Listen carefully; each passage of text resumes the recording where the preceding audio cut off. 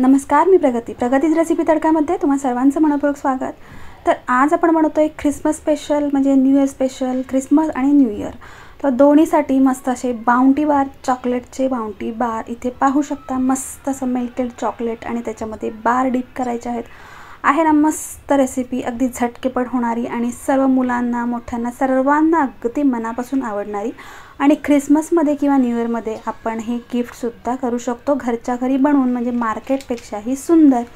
तर इथे बनवते आपण बाउंटी बार। त्यासाठी लागणार आहे 3च पदार्थ, कंडेन्स मिल्क, डेसिकेटेड कोकोनट आणि इथे डार्क कंपाऊंड चॉकलेट। तर इथे आपण 1.5 कप घेतोय डेसिकेटेड कोकोनट, त्याच्यामध्ये 100 ml एवढं मी कंडेन्स मिल्क घालणार आहे। जर जास्तीचं लागलं तर थोडंसं घालू शकता, बाइंडिंग होईपर्यंत आपल्याला ते घालायचं आहे।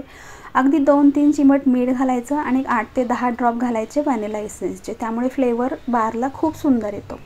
तर आता हे सर्व मिश्रण मस्त असं एकजीव करायचं, मिक्स करून घ्यायचं। त्याचं छान असं एक बाइंडिंग झालं पाहिजे, म्हणजे ते मिश्रण जे आहे त्याचे बार अगदी व्यवस्थित बनवता आले पाहिजेत, एवढं छान असं मस्तपैकी मिक्स करून घ्यायचं। तर तुम्ही पाहू शकता अगदी परफेक्ट मेजरमेंट आहे। 1.5 कप डेसिकेटेड कोकोनटमध्ये आपण इथे 100 ml एवढं कंडेन्स मिल्क घातलं होतं आणि तेवढं पुरेसं आहे। तर ते मिश्रण तयार झालं आहे, हाताला थोडंसं पाणी लावून घ्यायचं आणि अशा प्रकारे आपण इथे छोटे छोटेसे त्याचे बार बनवून घेऊया। तुम्ही हे बार मार्केटमध्ये जसे मिळतात तसे मोठेही बनवू शकता, पण मला हे एका लहान मुलाला गिफ्ट करायचं आहे म्हणून मी अगदी छोटे छोटे असे हे बार बनवून घेत आहे। तुम्ही ह्याच्यापेक्षा मोठेही बनवू शकता किंवा गिफ्ट द्यायचे असेल तर अगदी एवढे छोटेसुद्धा बनवून आपण देऊ शकतो। आपल्या एका बोटाच्या साईजचे मी हे मस्त असे बार बनवून घेतलेले आहेत आणि मिश्रण अगदी परफेक्ट झाल्यामुळे ते बार जे आहेत ते अगदी फटाफट बनवून झाले। एकाच साईजचे खूप सारे बार्स इथे माझे बनवून झाले 1.5 कप डेसिकेटेड कोकोनटमध्ये, म्हणजे अगदी कमी खर्चात मस्त असे आपले बार बनवून तयार होतात। इथे मी डार्क कंपाऊंड चॉकलेट घेतलेलं आहे, त्यातलं मी 1.5 कप डेसिकेटेड कोकोनटसाठी 350-400 ग्राम इथे आपल्याला हे डार्क कंपाऊंड चॉकलेट लागणार आहे। ते एकाच साईजमध्ये छान असं कट करून घ्यायचं, त्यामुळे जेव्हा हे मेल्ट करतो तेव्हा इक्वली सर्व बाजूनी परफेक्ट असं मेल्ट होतं। तर इथे डबल बॉइलिंग सिस्टीममध्ये हे चॉकलेट मी मेल्ट करून घेणार आहे। तर पाण्याला छान उकळी आल्याच्या नंतर गॅसची फ्लेम बंद करायची आहे आणि हे चॉकलेट सर्व मेल्ट करून घ्यायचं आहे अशा प्रकारे। आणि लक्षात ठेवायचं की भांड्यातलं पाणी जे आहे ते वरच्या बाउलला टच झालं नाही पाहिजे। तर अशा प्रकारे छान असं चॉकलेट आपलं मेल्ट करून झालं आहे, थोडंसं थंड करून घेऊया। आणि जे आपण बार बनवून घेतले होते ते 1 तासासाठी आपण डीप फ्रीझरमध्ये फ्रीज करून घेतलेले आहेत। तर लक्षात ठेवा हे बार आपल्याला डीप फ्रीझरमध्ये फ्रीज करून घ्यायचे, त्यामुळे याच्यावर जे आपण चॉकलेटचं कोटिंग करणार ते अगदी परफेक्ट होतं अशा प्रकारे। आणि जेव्हा आपण ते फ्रीझरमधून बाहेर काढतो तेव्हा त्याला छान असं कोटिंग पण येतं आणि पटापट आपल्याला हे सर्व चॉकलेट आहे तर त्याच्यावर कोट करून घ्यायचं आहे।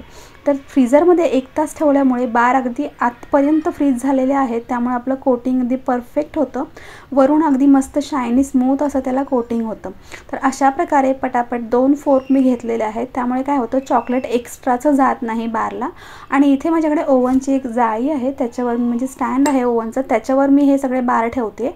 खाली मी एक प्लेट ठेवलेली आहे जेणेकरून एक्स्ट्राचे चॉकलेट जे असेल ते खाली प्लेटमध्ये उतरेल, त्यामुळे बारचा शेप जो आहे तो अगदी परफेक्ट राहील। जर आपण हे बटर पेपरवर वगैरे जर बार काढले तर ते खाली चिकटल्यामुळे एक्स्ट्राचं चॉकलेट जे आहे ते बारला साईडून लागून राहतं आणि तो जर आपण कट करायला घेतला तर आपला बारसुद्धा कट होतो। त्यामुळे अशा प्रकारे एखाद्या स्टँडवर जाळीवर वगैरे जेव्हा आपण हे बार काढतो तेव्हा परफेक्ट होतात। आणि इथे एका चमच्याच्या साहाय्यानेच मी अशा प्रकारे थोडीशी डिझाईन करून घेते, जशी मार्केटमध्ये बारवर डिझाईन असते तशीच थोडी जवळपास तशीच डिझाईन झालेली आहे।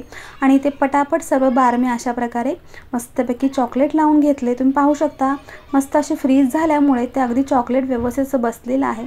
तर त्याच चमच्याच्या पाठच्या बाजूने मी इथे थोडीशी अशी लाईन मारून मस्त अशी डिझाईन काढून घेत आहे। जर तुम्ही हे चॉकलेट कोनमध्ये भरून अशा प्रकारे डिझाईन केलं तरीही चालेल।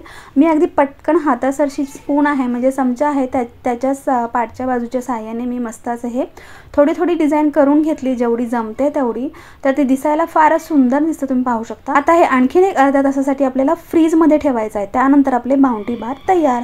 तर इथे अर्ध्या तासानंतर तुम्ही पाहू शकता आपले बाउंटी बार परफेक्ट असे तयार झालेले आहेत आणि ह्या जाळीवरून अलगद असे निघतात। आणि पुढच्या बाजूने आपण केलेली डिझाईन आणि पाठच्या बाजूने स्टँडवर ठेवलेली डिझाईन दोन्ही पण मस्त वाटते, अगदी नॅचरल बाउंटी बार झालेले आहेत। आणि अगदी 3च पदार्थापासून आपण हे बाउंटी बार बनवतोय, म्हणजे परफेक्ट रेसिपी, मार्केटपेक्षाही छान। आणि कोणाला गिफ्ट वगैरे द्यायचं असेल तर अगदी इझी आणि दिसायला फार सुंदर। ह्याला छान असं मस्त वरून एक तुम्ही कवर वगैरे केलं तर त्याला मस्त असं गिफ्ट रॅप करून आपण हे चॉकलेट बार जे आहेत ते देऊ शकतो. तर ख्रिसमस आणि न्यू इयर येतं आहे, तर पटापट तयारी करा आणि अशी मस्त बाउंटी बार बनवा आणि मुलांना खुश करा आणि मोठ्यांनाही. तर कशी वाटली तुम्हाला आजची रेसिपी नक्की कमेंट करून सांगा. आणि तुम्ही माझं चॅनल अजून सबस्क्राईब केलं नसेल तर सबस्क्राईब करा, लाईक करा, शेअर करा आणि बेल आयकॉन प्रेस करा, जेणेकरून अशा प्रकारच्या नवीन नवीन रेसिपी जेव्हा मी अपलोड करत असते तेव्हा त्याचे नोटिफिकेशन तुम्हाला मिळत जातील.